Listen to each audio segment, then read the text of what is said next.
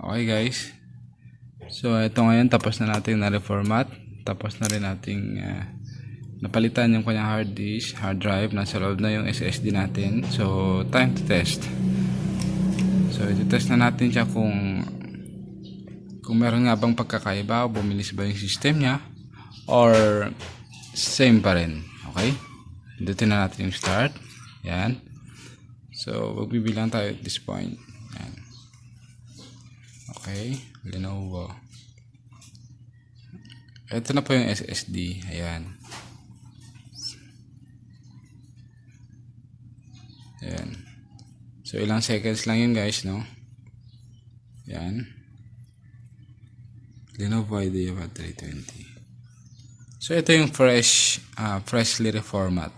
Ayan. Bagong reformat ito guys. So wala pang update.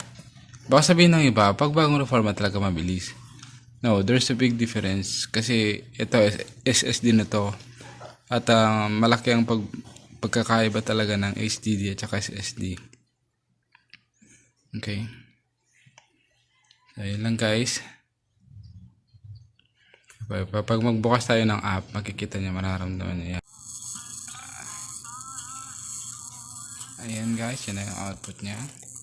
So, kung may natutunan ba tayo, paklik na lang po yung subscribe button at para updated po kayo sa mga susunod na videos. And maraming salamat po. Bye bye.